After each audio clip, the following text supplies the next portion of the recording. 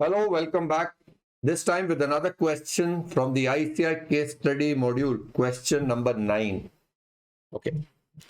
So I'm going to be doing all the questions of ICI case study MCQ. सारे कराऊंगा ICI के income tax के GST के case study वाले एक एक क्वेश्चन का एक एक वीडियो बना रहा हूं ताकि बाद में अगर आपको पर क्वेश्चन भी देखना पड़े तो आप देख सकते हैं एंड इसका प्लेलिस्ट पूरा बन जाएगा जिसका लिंक डिस्क्रिप्शन में होगा.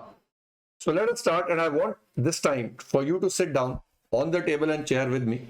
सामने अपना चाहे स्टॉप वॉच लगा लो, उससे पता चलेगा कितना टाइम लग रहा है. And like we are reading it, try and develop a habit of doing it the way I try and do it with you. अब मिस्टर गणेशा है, सैलरीड पर्सन है, 3 घर है. तो एक काम करते हैं जैसे हम हमेशा करते हैं, पहले क्वेश्चंस पढ़ते हैं. कहता what would be the net annual value of each of the houses for the previous year. तो इससे क्या पता चल रहा है, घर है, एक से ज्यादा दिख रहे हैं और क्योंकि यहां मुझे ऑप्शन में थाने, जयपुर और रतलाम दिख रहा है तो मुझे दिख रहा है कि 3 घर हैं और वो मेरे से क्या मांग रहा है, इनकम नहीं मांग रहा है, net annual value. B very careful about what he is asking you for the net annual value. पहले अपने दिमाग में क्लियर करो, आराम आराम से पूछा क्या है. What would be the income और loss under the head income from house property in the hands of Ganesha ji. यानी गणेशा जी का मुझे पूरा इनकम फ्रॉम हाउस प्रॉपर्टी निकालना है. Okay. How much amount will be carried forward as loss from house property. Okay, so house property में loss आता नजर आ रहा है और देखना पड़ेगा कितना कैरी फॉरवर्ड होगा. What would be the amount of capital gains chargeable to tax in the hands of Ganesha. अच्छा जी, हाउस प्रॉपर्टी भी आ गया, कैपिटल गेन्स भी आ गया. And then he is asking me what is the gross total income of Ganesha. तो ultimately basically GTI निकालना. तो एक काम करते हैं, इस क्वेश्चन को we will not treat it as a MCQ, इसको हम जरा सब्जेक्टिव क्वेश्चन मान के जीटीआई निकालते हैं, बाकी सारे अपने आप रास्ते में हो जाएंगे. तो चलिए शुरू करते हैं. Mister Ganesha is a salaried person. He has 3 houses, 1 in Thane, 1 in Jaipur and the 3rd in Ratlam, Madhya Pradesh. Details of the flats are as follows. Thane, then there is Jaipur and then there is Ratlam. ठीक है. 3 BHK का flat है जी. अप्रैल 2003 में खरीदा था उसने 90 लाख का. उसके बाद इंटीरियर वर्क हुआ है 2006 में. इंटीरियर वर्क, अच्छा ये रिपेयर का आएगा basically. Mister Ganesha took a loan of 65 lakh for purchase in the year and settled full. मतलब इंटरेस्ट तो है नहीं, पर उसने ये नहीं बताया कि अगर लेट आउट है, सेल्फ ऑक्युपाइड है, अभी कुछ नहीं पता. अभी सिर्फ बताया खरीदा कब. जयपुर घर purchase in July 2019 for 62 lakh. Interior work यानी कॉस्ट ऑफ इंप्रूवमेंट आ गया 2020 का है, 2021 का 15 लाख का. लोन टेकन 15 लाख है, जून 19 में है. And as per interest certificate he paid 12,500,000 and 43,500 towards principal and interest. तो ये इंटरेस्ट वाला वैल्यू हो गया ड्यूरिंग द ईयर. ठीक है. Again we don't know whether it is let out, whether it is self occupied, whether it is vacant. Ratlam घर purchase in December 20 for 70 lakhs. Stamp duty value was 65 lakhs. Okay.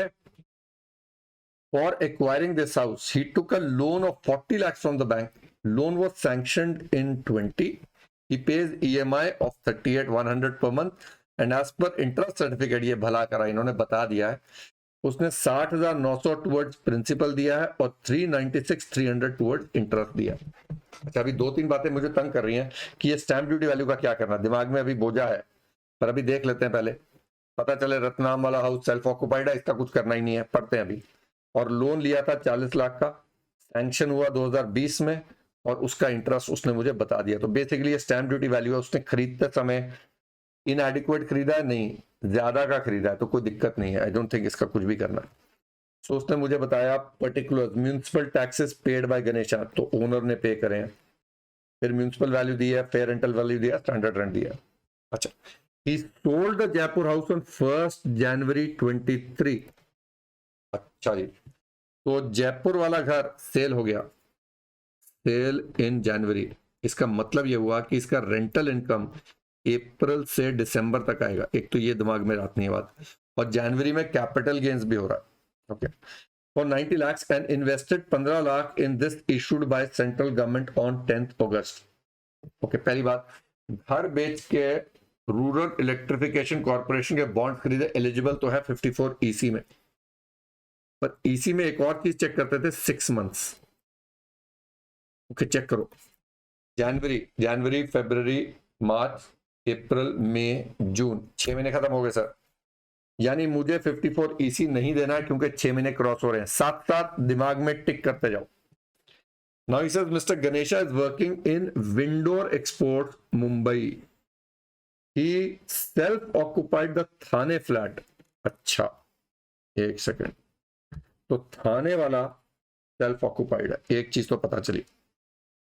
He earned salary of 20 to 50 for the previous year. चलिए, एक head तो अपने को पता चलना शुरू हुआ, सैलरी इज 22,50,350। याद कराओ मुझे, सैलरी में से क्या देते हैं सर हमेशा? बिल्कुल ये नहीं भूलना है, अगर ये भूल गए तो गड़बड़ हो जाएगी। तो सैलरी इनकम आ गई मेरी 22,350। He has no other income from any source in 22-23. He has given the Ratlam house on rent to Mr. Pratap on a monthly rent of 8,500. आ जाओ जरा, रत्नाम, इसका लेट आउट है ARR 8,500 पर मंथ बता रहा है, और ऊपर भी लिख लेते हैं लेट आउट है। ठीक है सर, और फिर चलते हैं आगे। He has given the Jaipur house on rent for the period April to June to Mrs. Madhura Matho on a monthly rent of 7,100 and vacant for the remaining period up till December. अच्छा, जनवरी में तो बिक गया है। Okay, तो 7,100 पर month है, but only from April to June है। एक बार चेक कर लें कितने महीने, अप्रैल टू जून 3 महीने हो गया, अप्रैल मई जून 3 महीने लेट आउट है सर ये, into 3। अभी पहले पढ़ लें, फिर we will come back and do the calculations. Okay, now Mr. Ganesha would not like to opt for concessional rate of 115 BSc और इंडेक्स दिए हुए मुझे फाइनेंशियल ईयर के, और अब हमें कैलकुलेशन करनी है। तो आइए जरा पहले एक बार जयपुर घर का फुल वैल्यू ऑफ कंसिडरेशन ले लेते हैं, 90 लाख की, माइनस उसने एक्सपेंडिचर ऑन ट्रांसफर कुछ नहीं बताया है, तो 90 लाख हो गया मेरा नेट फुल वैल्यू। चलो, cost of acquisition, cost of improvement, और सेल हो रही है 1 जनवरी 23 को। देखो, जयपुर वाला घर परचेज कब करा था? जुलाई 19 को, तो जुलाई 19 को। पीरियड ऑफ होल्डिंग 24 महीने से ज्यादा है, लॉन्ग टर्म हो गया सर।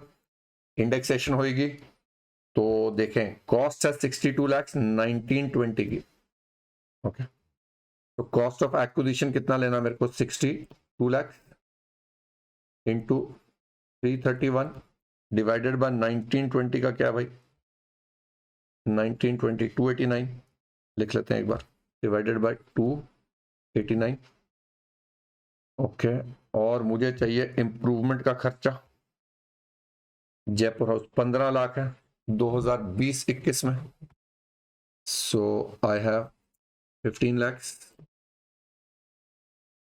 और ये होगा 331 डिवाइडेड बाय 20-21 का इंडेक्स, 20-21 का इंडेक्स दिया होगा, यस 301।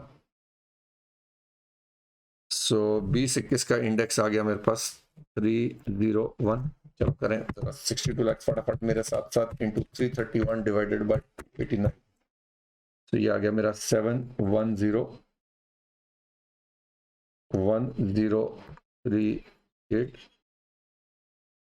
और 15 लाख इंटू 331 डिवाइडेड बाय 301, 1649502, तो 90 लाख माइनस 710,1038 माइनस 1649502, मेरा पास आ गया 249,460 long term capital gain. Okay, तो यहां पर लिख लेते हैं लॉन्ग टर्म कैपिटल गेन आ गया मेरे पास, LTCG कितना है? 249,460। ठीक है जी। अब हाउस प्रॉपर्टी इनकम निकाल लें जरा। थाने की सेल्फ ऑक्युपाइड है, तो कहाँ करूं? चलो यहां कर लेते हैं। तो थाने वाला एक निकाल लेते हैं, GAV less municipal tax, properly कर लेते हैं NAV 30% एंड इंटरेस्ट। चलिए थाने वाला घर तो नील नील नील नील, थाने वाले घर में इंटरेस्ट था कुछ नहीं, एंड सेटल्ड इन 2019 तो देयर इज नो इंटरेस्ट, तो इसका तो हो गया नील। ओके, अब क्या रह गया, जयपुर एंड रतलाम।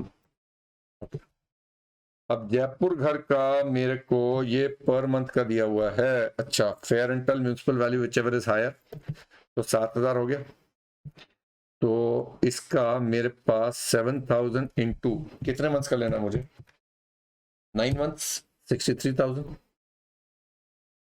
और 7,100 इंटू 3 मंथ्स आ रहा है 21,300। ना 21,300 में अगर वैकेंसी जोड़ लेंगे हम 6 महीने की तो 63,900 होता है। That means this is less than expected rent because of vacancy. तो GAV कितना आएगा मेरा, 21,300।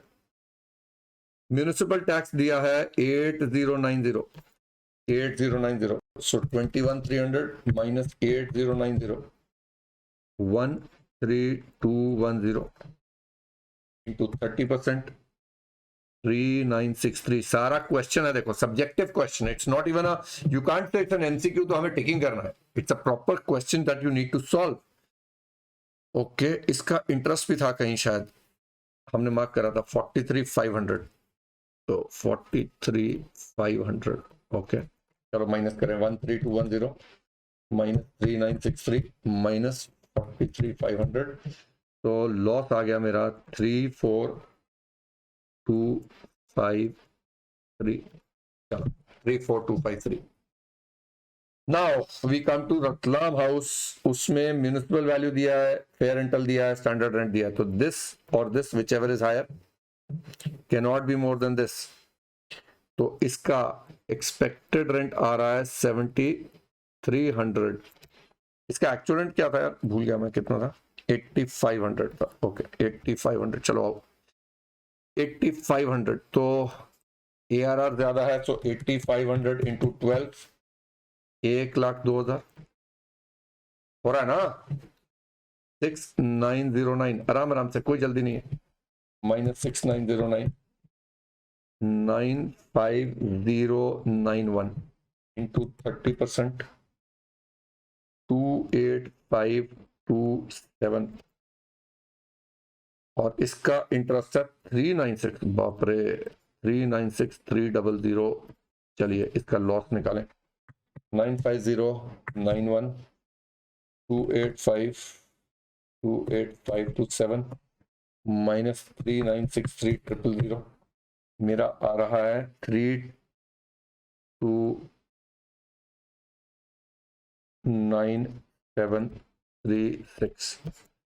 95091 माइनस 30% माइनस 396,300, 329736। ठीक है, तो मेरा टोटल लॉस कितना हो गया, 34253, ये आ गया मेरा 363989 loss from house property 363। So house property loss आ गया 363,989। और कोई इनकम है, ओके, तो थाने वाला हो गया, जयपुर वाला हो गया, रतलाम वाला हो गया, हाउस प्रॉपर्टी इनकम होगी, कैपिटल गेन्स हो गया, और सैलरी इनकम भी होगी। ठीक है, चलो पहले चेक करें, what would be the net annual value of each house, देखें जरा नेट एनुअल वैल्यू।